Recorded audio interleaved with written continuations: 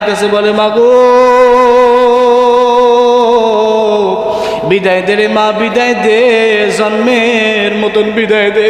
ও মা, চলে গেলাম মক্কা থেকে মদিনায় চলে গেলাম, নবীর দেশে চলে গেলাম রে মা, আর দেখা হবে না।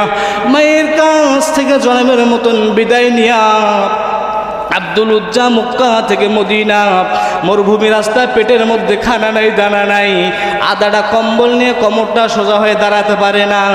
আব্দুল উজ্জা মক্কা থেকে মদিনায় চলে গেলেন বলে আল্লাহু আকবার। নবীজি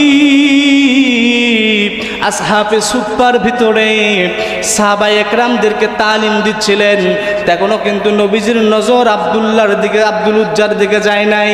কিছুক্ষণ পর যখন আব্দুল উজ্জার দিকে নবীজির নজরটা গেলেন, নবীজি নজর করে দেখেন রে সিঁড়ির মধ্যে কোন একজন যুবক জীর্ণ শীর্ণ অবস্থায়, পেটের মধ্যে খানা নাই, শরীরের মধ্যে কাপড় নেই, উলঙ্গ অবস্থায় দাঁড়িয়ে আছে। নবী আর দেরি করলেন না, সঙ্গে সঙ্গে আব্দুল উজ্জার কাছে চলে গেলেন। নবী বললেন, রে যুবক, কে তুমি, কোথায় তোমার বাড়ি, তোমার এই অবস্থা কেন? আব্দুল উজ্জা ডাক দিয়ে কয়, নবীজি আমার নাম হলো আব্দুল উজ্জা, বাড়ি হলো মক্কায়। নবী বললেন, তোমার এই অবস্থা কেন? আব্দুল উজ্জা বললেন, নবীজি ঈমান আনার কারণে চাচা পরন থেকে লুঙ্গিটাও খুলে নিয়েছে গো নবীজি। ও নবী, আমি ঈমান এনেছি।